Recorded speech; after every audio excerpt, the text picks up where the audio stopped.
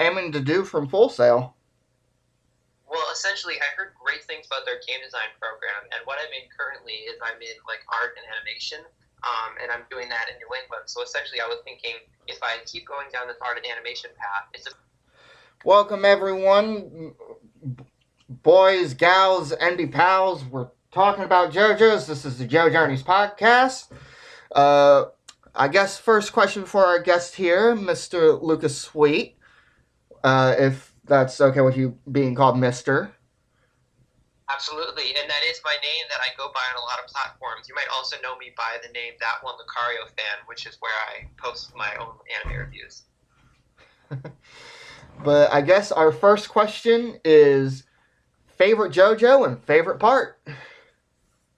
Absolutely. So I think for me, probably my pick for my favorite part would be the one that I have the most experience with, being that I've read some of the manga and I've also seen the OVA for it, which is part 3.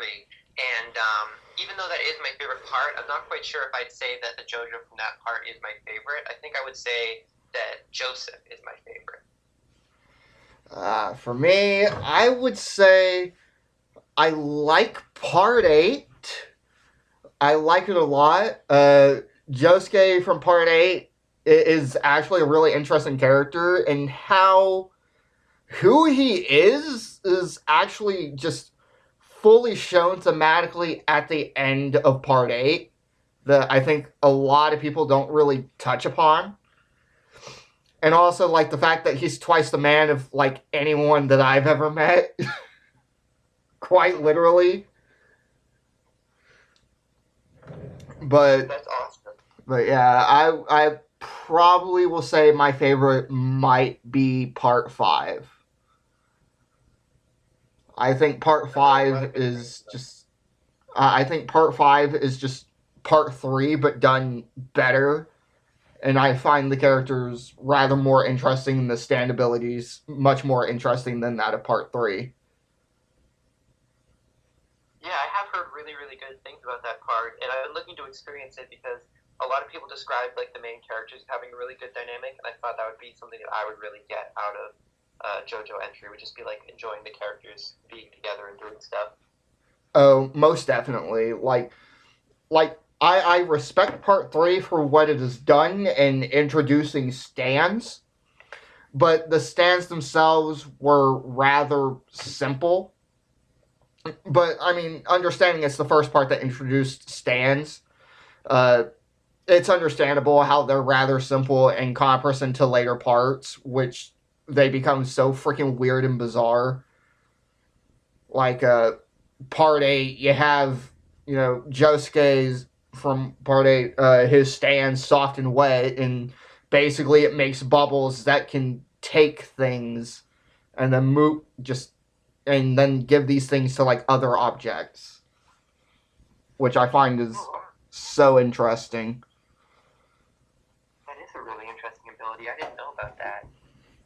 But yeah, I definitely see what you mean about parts like that go on from 5 and on being like really well explored in terms of like these different stand abilities, and it definitely makes sense because those ones came out later as well. Like when part 3 came out, I feel like there probably wasn't a lot of stories that were like this, like in manga or really in stories in general, which is part of why it was so influential. And then as time went on, as it like started to become a famous series, they really had like the ability to do all these new different things with it.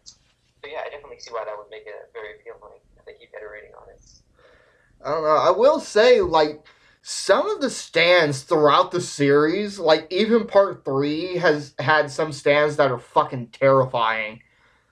Like, the world is terrifying because of the fact you don't necessarily know its ability over the course of up until the final fight with Dio. You don't know its actual ability, but it's slowly revealed, and at the point of a certain character's death and his dying moments, actually kind of he solved it, which I thought was freaking amazing. That does sound awesome. But yeah, part 4, I'd say is good. Yoshikage Kira is a legitimately fantastic villain. I love the fact that he is a passive antagonist in which the protagonist has a more active role in trying to find the serial killer who just so happens to be Kira. And you said which part of it again that Joseph was the bubble blowing baby? Josuke from Part 8, or yeah, people call him like Part 8 Josuke or Gappy. He's also a kind of fucking crazy. But his stand is at the end of the story, his stand is beyond broken. Like, people will always try and say, oh, Gold Experience Requiem is like the strongest stand in the entire series. You realize what Soft and Wet Go Beyond does? It is a literal stand that defies logic. Whoa, that sounds like it has the potential to be very powerful. Oh, when you realize the final villain stand, yeah, you see why it's just absolutely freaking insane. But I don't know. If anything, I like that after part 6, part 7 and 8, the characters are rather morally gray. Like Johnny in part 7, it's a retread of part 1, but it's set in America. Johnny is paraplegic, and he's riding horseback to get the corpse parts of Jesus Christ, and he gets super spinny powers. That is the best explanation I can give to you. It is just spin. That's awesome. Yeah, he'd be an amazing Beyblade player.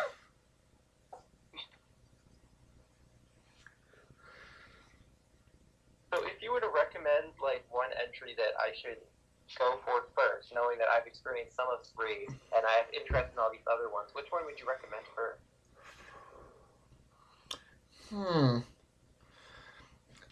I always kind of recommend, like, if you want to experience, like, the evolution of JoJo's throughout the entire series, I always will say, part 1, it's simple. It's actually a shorter read than practically all the others. But for what it is, it shows its age. The art style shows its age. But it's not bad or anything, but you actually begin to appreciate over time so much more to the evolution of Araki's art throughout the series, which I find to be something absolutely amazing to just kind of see. That does sound really enjoyable. Yeah, I definitely am familiar with how like one started it all in terms of like just introducing Dio and like being this first introduction to what type of story that JoJo is. I mean, naturally being the first part. I haven't actually like even seen what the manga looks like before, so that would be really interesting to look into. The only stuff that I know of part 1 is like, of course, the later anime. It shows its age. It feels like a mid 80s, overtly buff, masculine type anime manga. And sometimes, like, the poses can be really freaking weird. But overall, it's not bad. It feels like Fist of the North Star type, overtly big muscle kind of deal. But throughout the series, and you begin to see the I'm not going to say demasculation for the series. I just feel like the characters themselves are extremely masculine, but not in the sense of like physical body or a physique. It's character-wise where they grow more masculine. which is something that I really like about JoJo's, and the fact that like Chapter 1 in the new JoJo lands decides, yeah, we're going to absolutely break gender, and it's Araki's statement of "be gay, do crime" taken quite literally. That's awesome. I just looked up the manga for part one, like on Google, and I have to say this actually looks really, really good. I was expecting something that like kind of looks similar to like I don't know, Fist of the North Star or like Sakigake Otojuku or like something else from that same time period in the '80s. But it's actually super, super detailed. It doesn't so much rely on like just like buffness for every single panel. A lot of these panels are like really detailed, like breakdowns of like punches and like the ways that people hit each other, which actually looks really interesting. Yeah, it feels Like, actually, like they always feel like they have impact in terms of like parts 1 and 2.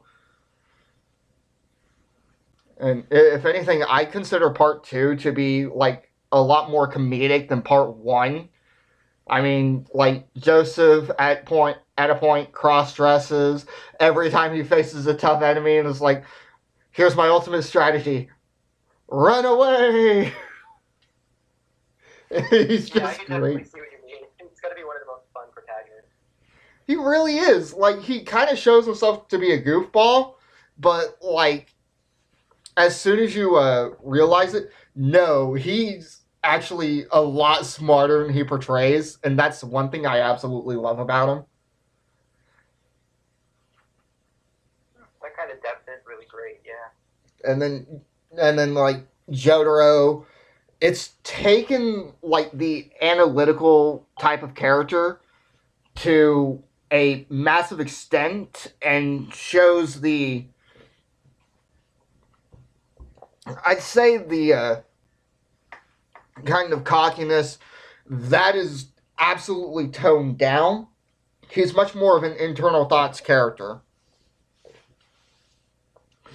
which, I mean, it's fascinating, but there are times when I think part 3 kind of mishandles.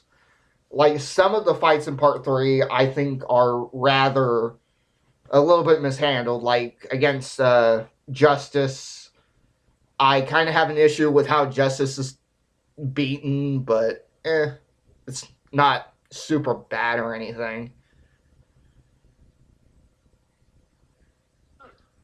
That's a very, very good like breakdown of like what each part brings to the table in that regard. I guess I think what you said about Joseph basically does cover why he's my favorite. Not only because like I know him from part two and being fun, but also because I know him from returning in part three. And yeah, it's just nice to see a character who has like a lot of depth like that. And it's good to know that if I dive into experiencing other parts over the course of this podcast, there's other great protagonists for me to look forward to. Heck, I've been trying to get my friends to get into JoJo's. I keep on telling them, dude, if you want to see the just wackiest shit, it's great. Like I keep on telling them, like I did part 9, and somehow my freaking reaction video to the first chapter of part 9 somehow fucking blew up. I don't know why, but cool. But I just made the statement. Here is part 9 in 2 sentences.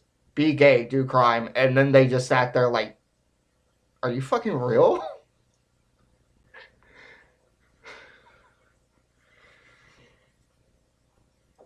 But yeah, definitely I've been trying to get my friends into it. I almost want to see like how my sister would react, because I like give I guess like short comparisons. Like I tell them part 6, it's Orange is the New Black, but with superpower punchy ghosts, and the powers are fucking weird.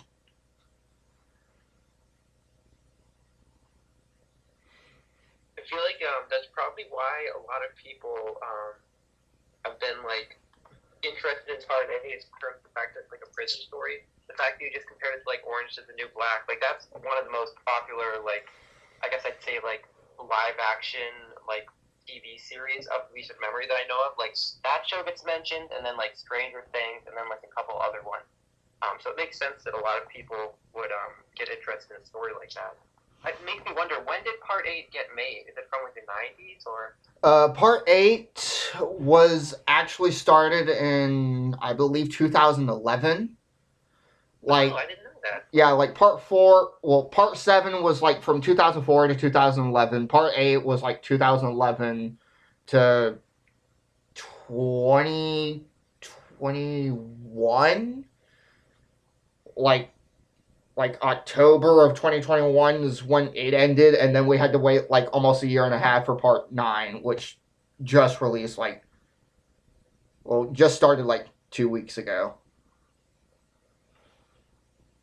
Oh, that's awesome. And if anything, I am excited for Part 9 because it seems to be like a heist story so far. And I also think that there's going to be a bit of a I would say a bit of a sociological element when talking about the first chapter. We hear our new protagonist, his name is Jodio. I've never even heard of that name before, so props to Araki for that one. But we see Jodio talking about mechanisms and kind of like how societal trust, even if something is illegal, people who trust each other won't necessarily sell each other out against the law, which I find is super interesting. There's kind of like this subtext, at least from what I'm understanding, about power dynamics between like the law and the individual, and just kind of like different marginalized groups. We see at the beginning of the chapter Jodio and his brother, who I thought was his sister up until he calls him Big Bro because Dragona's like very, very good at cross dressing, and I don't know, for people. I mean, there's a hole, there's a goal, so do what you want. When you described the character and you said his name was Jodio, I thought it was like Jodyo, but I just Googled it just now, and it's literally Joe Dio. I didn't expect it to be that. Like, and the thing is, like, before the chapter even released, a lot of us were thinking he's going to be the Steel Ball Run universe's counterpart to Giorno, and that was pretty much confirmed just in the first chapter. And his stand is the first non-humanoid stand, other than like first two versions of Tusk. Oh man, I have to go check out what his stand is now then. November Rain. Oh wow, that actually looks really cool. Let's look it up on Google now. I found a pic of someone like getting utterly destroyed by it. Oh my gosh, that's really awesome. If anything, I am really curious to know more about his stand. If any, like, the thing that I do like about the stand so far is it's not like immediately, like, they're not trying to do like this extremely overpowered, like, right from the start. He has the most powerful stand that's stronger than fucking Soft and Wet Go Beyond. Which I think personally I would like to see Araki kind of tone down the power scaling. It'd piss a lot of people off, but I don't really know how far you can go beyond like just logic defying, literally just disobey the rules of the universe. Yeah, I can see what you mean. It's nice to change things up if you're starting to go like really, really powerful. I mean, heck, even like Part 7, kind of, you kind of feel like, okay, how can it go further than like being able to control gravity and just cause infinite damage to a person. So, but yeah, that's one of the things about JoJo's that kind of worries me all the time. It's just power scalers. Like, I honestly don't mind if part 9 the stands aren't all that strong in the overall series. I would actually kind of prefer if they weren't. I guess why you feel that way. It definitely is remarkable how well they've managed to like keep it together up until now, though. I mean, heck, if anything, it's probably Iraqi going like, yeah, part 9 is going to be like the last of like a trilogy, and then I'm just going to reset the universe again. And I probably just sit there like, damn, dude. But yeah, definitely November Rain kind of gives me some weather report vibes. So, which, like, yeah, a lot of us fans will call weather report incredibly powerful. Especially if one is actually like intelligent and manages to utilize it in an effective manner, which is definitely one thing not a lot of people would probably do. I'm perfectly willing to admit I probably wouldn't be able to use it so effectively as fucking uh, weather report. But what part is the weather report from again? That's from like part 8, right? weather report is part 6. Oh, okay, I got my stuff confused. But yeah, like, but I'm also even, if anything, I'm excited to see how, like, one thing I actually talked to my dad about yesterday because he doesn't know anything about JoJo's. And I tell him probably one of my favorite things, other than just the stories and the characters, it is the musical references and how they kind of affect the storytelling of a character. Oh, that is a very interesting like appeal of the series. Like what is one good example? I would actually go so far as to say I think like enter Sandman from Part 7, who's actually named off of the Metallica song Enter Sandman. Uh, what the song itself is about a boy who sees, just how dark the world that adults go through is, and how he's taken advantage, and that's more or less what happens in Part 7 with Sandman slash Soundman. So that's interesting. But yeah, stuff like that I'm definitely a big fan of. And I do wish that there were more stories that would do stuff like that. And Metallica wouldn't be so freaking notorious over copyright issues and shit. I'm not actually familiar with that whole story. What happened? Did they like actually sue JoJo or something?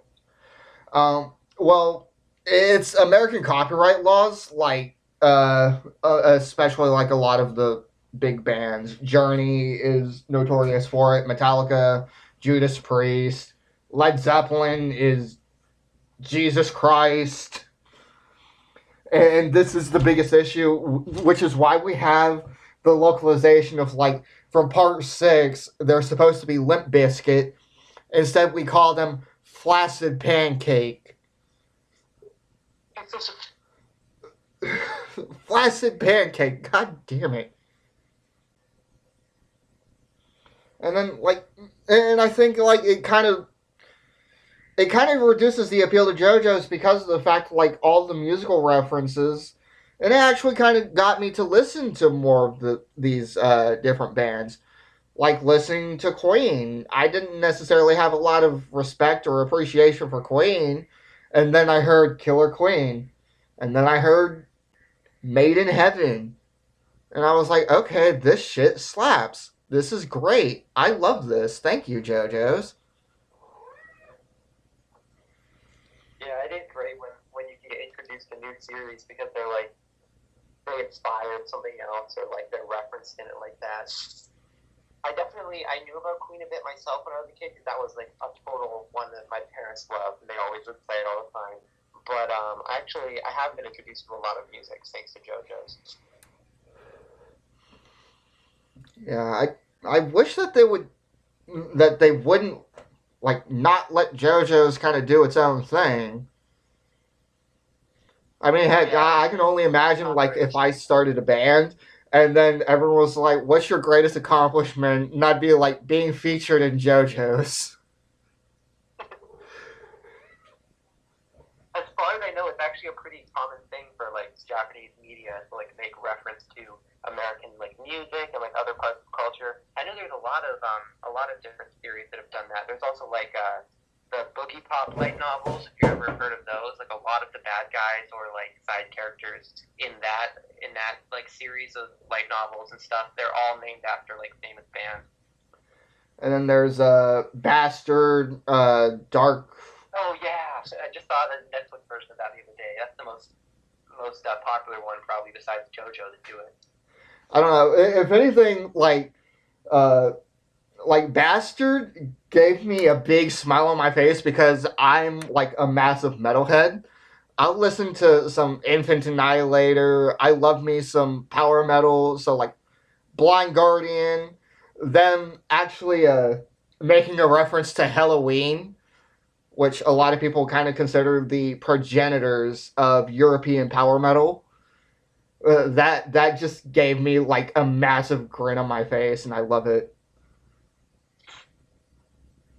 Yeah, that is awesome, especially when these series like get rebooted in the modern day, like in the case of Bastard. It's really cool that like they still retain that old music appreciation in it. I mean, I'll even go so far as to say I think the opening. I mean, it freaking slaps. It's fucking Cold Rain. So yeah, you give me some Cold Rain, I'll listen to it. I'll just sit back and be like, yeah, this is great.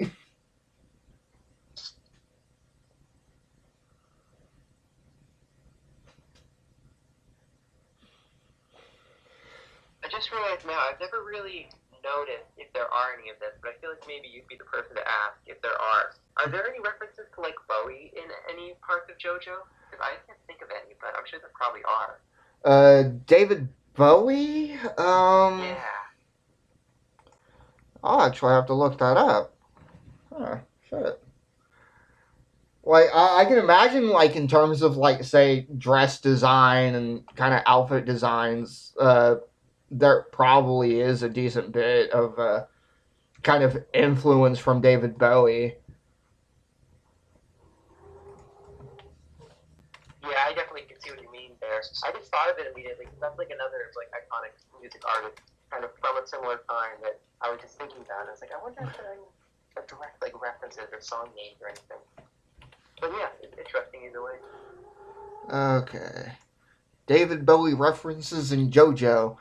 Um,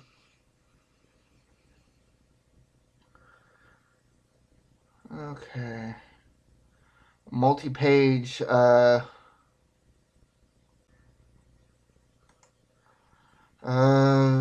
David Bowie's work.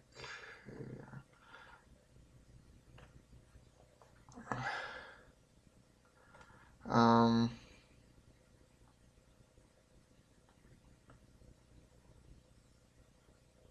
yeah. Um,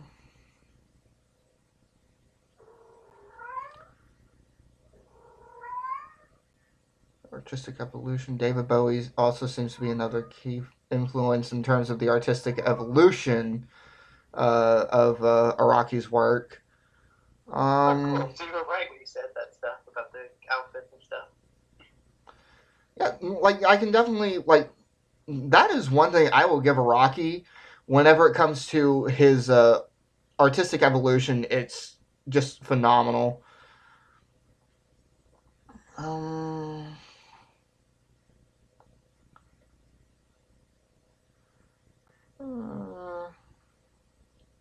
evolution of stands.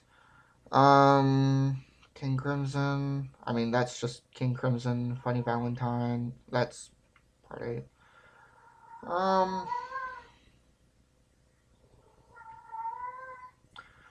uh, basically, overall, Araki's constant exploration of new themes across various genres echoes Bowie's constant pursuit for musical and artistic innovation. In blending different genres while narrating the Joestar's adventures, Araki has always aimed at pushing the boundaries of the shonen meta-genre beyond its traditional fight-oriented model. In doing so, he parallels Bowie's attempt to push the boundaries across media and genres. Now that is a well-written article. I gotta give my props to the person who did that. Yeah, it's by the Comics Grid. Research David Bowie's influence on JoJo's Bizarre Adventures. So, definitely a good one. So, I don't think that there's a stand based on them, but definitely in terms of like kind of subtext, there's a good bit of influence, which I have respect uh for for Bowie in terms of what he has done throughout the musical industry, and just even as as an actor. He's definitely one of the musical artists from that time who like I've heard the most stuff of. I've definitely like gone out of my way to look up some different songs and stuff by him. There's not really a stand, but a character from Part 4 who's a massive reference. Oh, really? Yep. Yoshikage Kira. Oh, cool. I wouldn't have guessed that looking at him initially, but then again, I haven't experienced that part, so I bet if I did, I probably would see all the different similarities and stuff. But yeah, it's a list of cultural references. Yeah, so apparently both Killer Queen and oh shit, there's a there is a lot here. Jonathan is actually from Part 1 is named after the Beatles song Get Back. Dio comes from the heavy metal singer Ronnie James Dio. His design is Dio's album Sacred Heart. Oh shit. Arena Pendleton from Part 1 is a reference to Clive Nolan, and Pendragon is also named after the Beatles song Eleanor Rigby. Oh shit! And there are so many references. Like even in just like Part 1, it's pretty freaking. Yeah, I didn't necessarily think Part 1 was filled with as many references as shown here. It definitely is a surprise just how vast it is. I definitely knew about some of them, like even before I experienced like any parts of Part 1, just hearing the names, I was like, those are names that I've never heard in any like manga or anime before, so they have to be like taking inspiration from other cultures or something. And I was like, oh, probably music, because I've heard all these things about JoJo referencing music and stuff. Yeah, like Doobie is a character in Part 1. It's a reference to Doobie Brothers. Father Styx, based off of the American rock band Styx.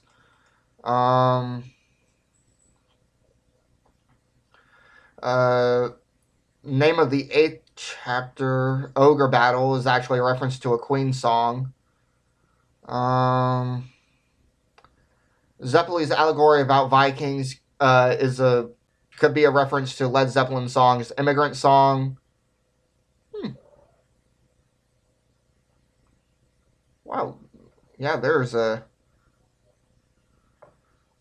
The song used for the first ending of the anime is Roundabout by by British progressive rock band Yes. Oh yes, the most iconic, like, to be continued song of all time that everyone uses. Yeah. The concept designs of Jonathan and Dio came from Sylvester Stallone and Arnold Schwarzenegger, whose films were popular at the time. Huh. But yeah, there's part 2, Lisa Lisa and Cult Jam. When Caesar Zeppeli attacks Wamu with lights and bubbles, it's a possible reference from Led Zeppelin's song "Stairway to Heaven." Wow, they're even referencing it like in things that characters do. That's amazing. Yeah, that's definitely one thing about JoJo's. I think a lot of people don't think about, and just how much they're just how much culture it is, which is great. But yeah, like Mariah's named after U.S. singer Mariah Carey. Oh God. Oh no. Christmas song just pops up in my head. We just referenced the same joke. I don't want to. I was about to be like Christmas and you said it at the same time. Dio Stand the World's appearance may be a reference to the song Holy Diver by the band Dio, as it has what appears to be oxygen tanks on its back. Oh yeah, there's also a great NES game that's based on that song. Heck yeah. It's freaking Holy Diver. The song's amazing.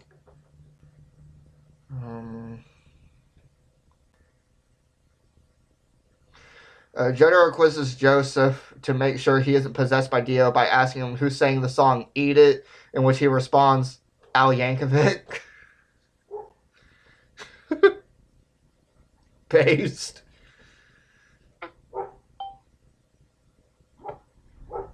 Vanilla Ice, of course, is one of the final villains in part 3. Oh, shit. Wow, there's a lot here.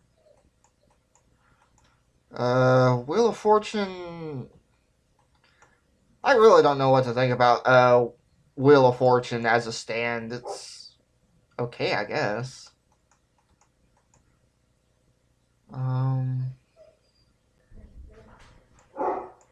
What part is Wheel of Fortune from again? I think I know that. Part 3.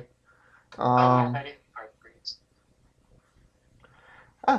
Josuke's stand, Crazy Diamond, is named after the Pink Floyd song Shine On You Crazy Diamond. That I knew. Josuke's design is based off the musician Prince. His favorite musician is also Prince. Josuke's pose is similar to Kazusa's, a Brazilian singer. Wow, there's so much here. Rat, the stand Rat, which is just a rat. It's actually based off of the glam metal band of the same name.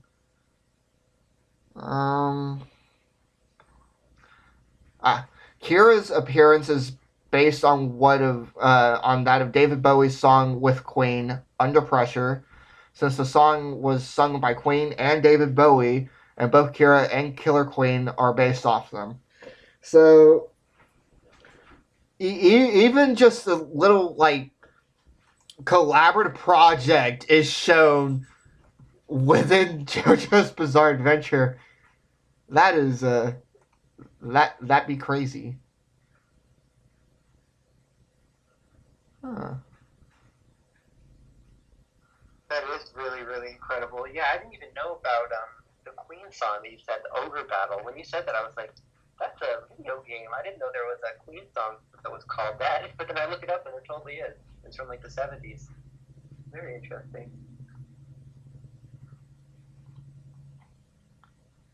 I wonder if the video game is also a reference to the Queen song, or is it a reference just to JoJo? Who knows? Giorno, his name is actually a reference to the Italian musician Giovanni Giorgio Moroder. Giorno's line, "I have a dream," is a reference to ABBA's song with same name. Gold Experience design resembles the cover art of the Asia album Astra.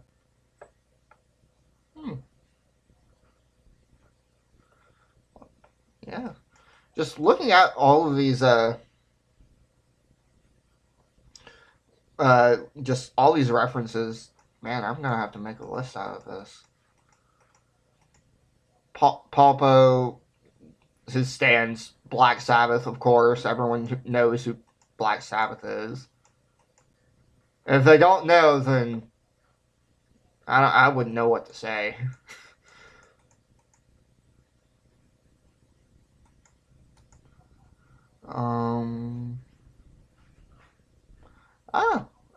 Even electronic bands have made a somewhat appearance.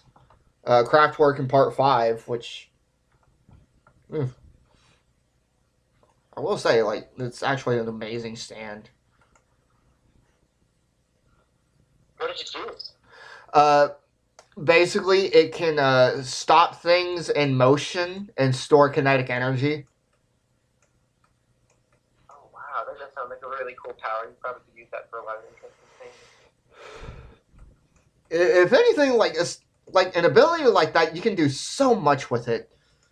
And then a lot of people don't really think about it, but like the ability to control kinetic energy, to store, transfer, and stop kinetic energy is insanely OP.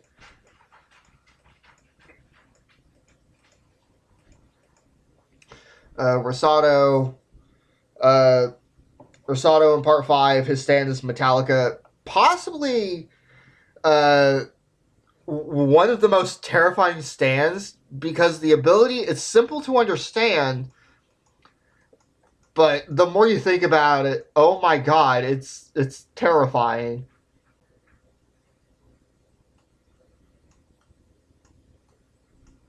And then Part 6, Jolene is based off of Jolene by Dolly Parton. Oh, I actually do know that song. That came up in a college class the other day. That's interesting. Jolene, Jolene, Jolene, Jolene. Apparently, Dolly Parton based that off a fan that she had or something. Like the whole concept of the song. And this is something that rather irritates me about the localization of Part 6, because I like to watch the English dub. I know I'm a scrub, but I know that the original name for Anasui is Anasui. They decided to change it up from Anasui to Anastasia in the anime. Oh, dang. That is strange. Like, they changed it out even in the Japanese version? It wasn't just one of those weird Crunchyroll changes? No, like, it's on Netflix in the English dub. I'm not exactly sure about the dub, but they probably call him Anastasia in the subtitles, which would be interesting. Yeah. Anasui's female form is a possible reference to Van Halen's song "Pretty Woman" from Diver. Holy shit. Okay, so Anasui's stand is Diver Down, which is named after the same name album by Van Halen. His female form is a reference to the song "Pretty Woman" from the Diver Down album. So there's like that is cool. Yeah. And then Google Dolls is Google Dolls, Iris, of course, John Golly A's Stand, Manhattan Transfer, which Manhattan Transfer was fucking weird, but uh, Planet Waves, Dragon's Dream, Jailhouse Lock is Jailhouse Rock. I'm guessing the localization there is because rock L's and R's are typically pronounced the same way in Japanese, from what I understand anyway.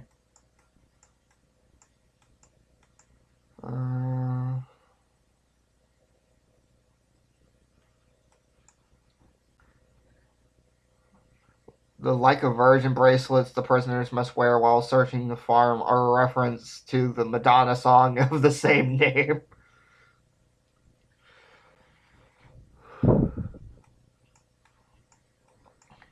I will say, like, if you do read part 6, the start of part 6 is absolutely amazing. It is probably my favorite. Like, it's so funny, and just how lewd it is because freaking Jolie gets caught masturbating. So she starts. Yeah, she starts. Like that. Yeah, she starts beating herself with the freaking with the rails of the jail cell. She's like, God damn it, I want to die now. That is definitely interesting. I would not have expected that kind of humor from JoJo. I mean, they're always like sexual, but they're never like characters outright doing something sexual like that. That's definitely new.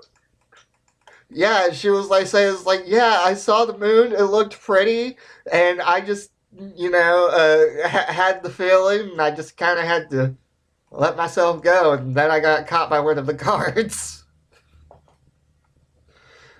I'm just like, damn, dude. Is it true that like part 6 has a Pinocchio character? Is that someone's stand? Because I saw pictures of that on Google, and I was like, whoa, that looks wild as hell if that's not fan art. Yep, it's actually, it's actually Pinocchio. It's based off of stand is just Pinocchio is in the world of part 6. Yeah, it's because of the stand called Bohemian Rhapsody, which is based off of course, Bohemian Rhapsody by Queen.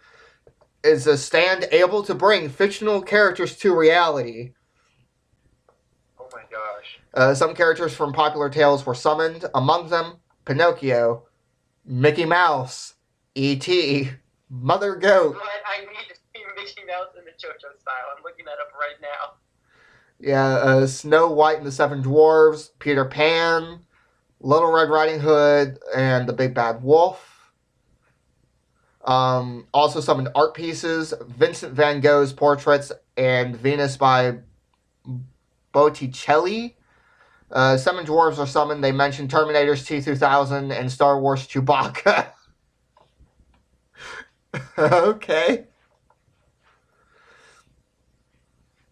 And I think in the manga there's actually a... Seven dwarves are horrifying. I just googled them now. I think there's even a reference to Disney in part 6 other than that where fucking weather report is like, there ain't no fucking Disney without the fucking mouse. I'm just like, damn, dude.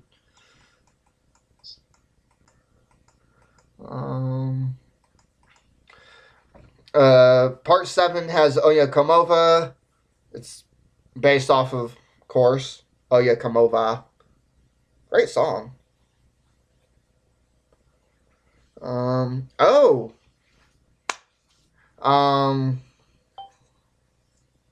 Dr. Ferdinand is in part 7. His stand is named after the David Bowie album and song Scary Monsters and Super Creeps. Huh.